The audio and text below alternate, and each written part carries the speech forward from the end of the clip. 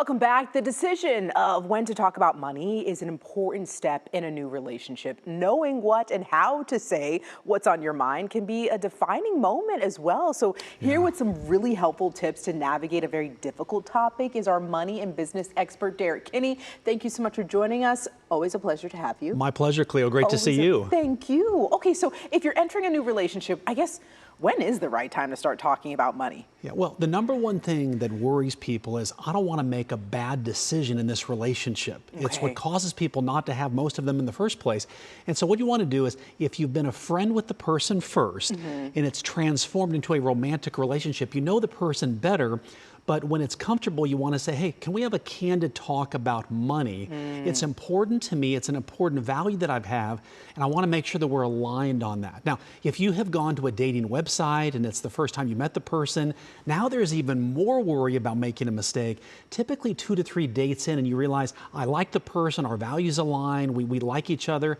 It's a good time to have that before you get so deep in the relationship that romance covers worries about the money. So maybe like 2 to 3 dates in? 2 to 3 dates in is a good barometer. And again, if it's on your mind, I say it. Okay. Because down the road, you're going to want to say it anyway. Right. Better for the person you're dating to know what you're thinking now than surprise them with a ticking financial time bomb down the road. I can't believe we're talking about this. I hope my mom's not watching, but when my parents got divorced at 15, right? Okay. My mom finally has found new love. And I guess now they're getting into the money talk, and I think it's a turn off for her.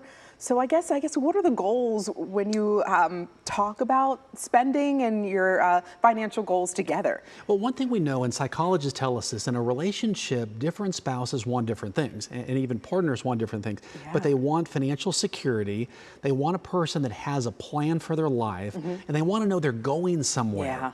And this is a chance for you to find out, hey, talk about what's important to you in your life right now. When you listen to them, tell me about money. What's important about your money to you? And that's going to tell you where they place their value. Is it on stuff? Is it on relationship, experiences, on giving? It's all about insight, because we know that what often causes big mistakes down the road in communication breaks, money and sex. And we're just talking about money today. So that's the big issue. Very true.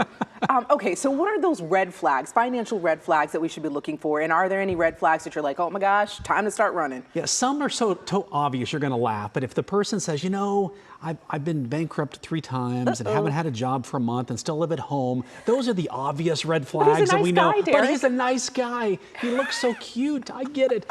But the ones that are so subtle would be that there's no direction for the person's life. If they say, I don't really know what I want to do, or I don't really know what direction I'm going, or I still am concerned about what my life looks like. Or, you know, and that may not be bad, but it gives you clues to say, is this the person I want to join with that's on my same path toward the success I want for me? Right. It is a very sensitive topic, but you got to talk about it, especially before you get married. Right. Okay, so here's a couple of things, especially when you like merge the money together. How can you stay on track financially? Well, the key is here is just to set goals and ideally set a date once a month, and it's a money date. And you want to go to your favorite place you like to eat, or you go to Starbucks or get a glass of wine. And you know, the purpose of this time together is to review our monthly goals, our quarterly goals, and are we making progress financially? And what that does, Cleo, it dramatically reduces the stress and anxiety, because things build up over time, and people say 5 years later, I never knew that was important to you. Well, if you would have asked maybe 12 months earlier or every month, you would have known that was important. So it lets big things become very small issues that you can handle right then. Derek, you got to come back and talk about this stuff. This was good. This is good. Thank you so much for joining us here. Please check out Derek's website at goodmoneyframework.com. A pleasure to have you. That's a